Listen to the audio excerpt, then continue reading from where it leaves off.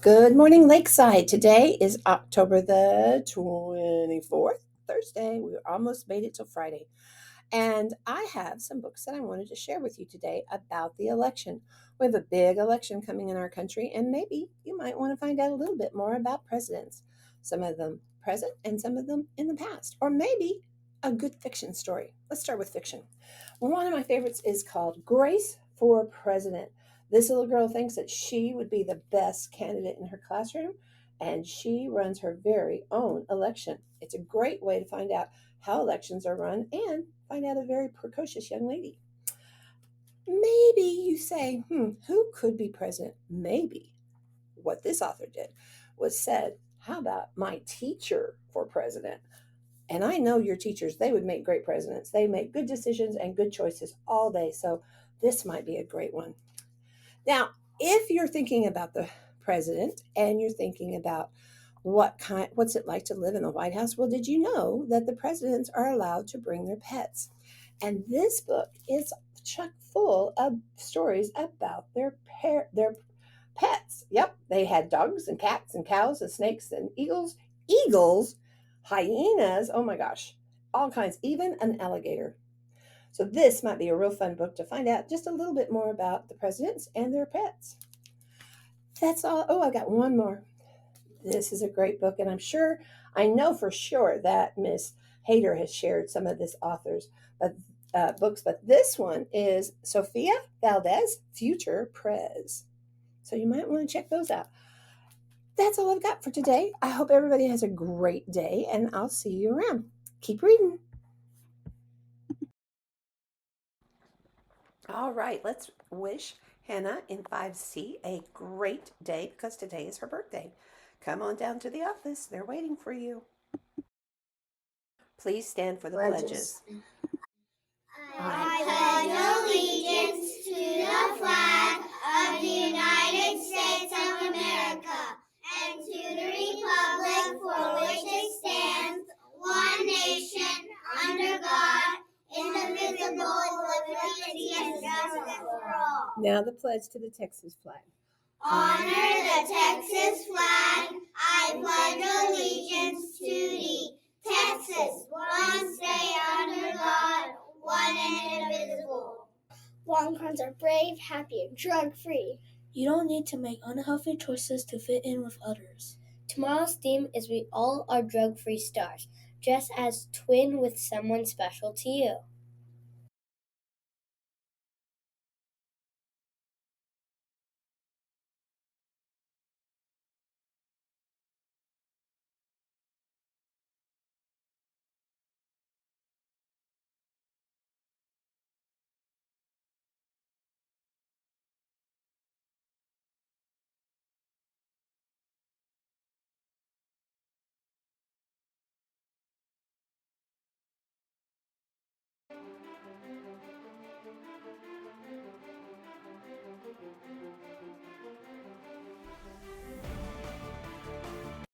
Responsible to others, I am responsible for self, I am honest and kind, I will take initiative and persevere. Follow us, we are Lakeside Live-Thursday. The Headless Horseman want to get a job. Oh no, why? Because he wanted to get ahead in line.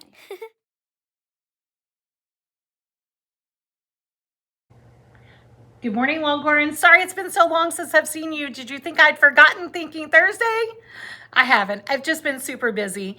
Hey, let's jump in and play a new game today, or a repeat for some of you guys. We've done this before. We're going to join into a video lesson today with Mr. Bird. This one's called What's in My Brain? Here we go. It's time to play What's in My Brain, the game where you try to figure out what I'm thinking of. Today we have two columns, and I'm going to give you some items that belong in column A and a few items that belong in column B, and then you'll decide why I've grouped them in that way. So let's get started. Here's our first item in column In column A, that's a soccer ball flying through the air. A. And our first item in column B. That is a book sitting on the edge of a shelf. Can you tell? Here comes the next one. We'll bring in our second item. Oh, a skateboard sliding. And And our second But item over in for B is column B. skateboard that's sitting right at the edge of the ramp. Okay, and now for the rest of column A. Here comes a dog running and the rest and a of leaf column falling. B. And over on the other side, he added a sled sitting on top of the hill. That's right down here. And also a slingshot that's stretched back.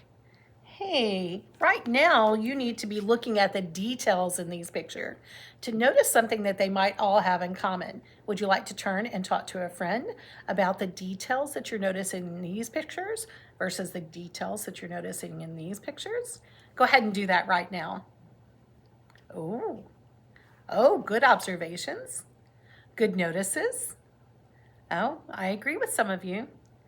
Okay, let's bring it on back. And now Mr. Bird is going to add 3 items, but he's not going to tell you where to put them.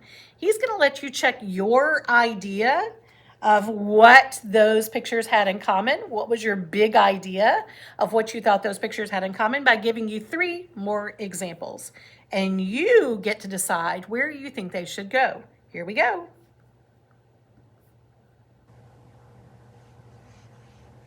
A and some items in column B.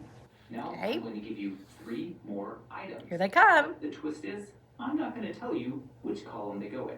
You'll have to decide. Can you do it? So here's our first ungrouped item. A roller coaster that's rolling down the hill. 2, and A here's our swing that's final being held back, and a ball that's Your being job held is to above your decide head. Which ones go in group A? Which and ones go in group A? belong in group B. Which ones go in group B? Okay, turn and talk to a friend. Looking at the details in these pictures, which big idea does it match? The big idea of the items in A or the big idea of the items in B? Talk about that for just a second with a friend. Nice job. Oh, good thinking. Okay, let's bring it on back. And Mr. Bird is going to reveal what he's thinking, and let's see if it matches what you're thinking in our next video segment. Here we go. So we have our 3 mystery items.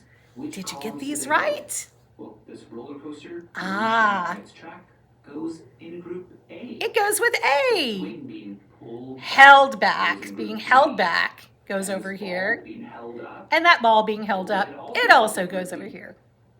So what do these items have in common? What's the big Well, idea? Everything in group A is using its energy. It's in motion. And this is called kinetic energy. Oh, that's the But fancy everything word in for group it. B has its energy stored up, ready to be used. And Mhm. this is called potential Potential. energy. So we have kinetic energy, energy that's being used right now, and potential energy, energy that's stored up and might turn into kinetic energy later. So today, I had energy in my brain. Me too.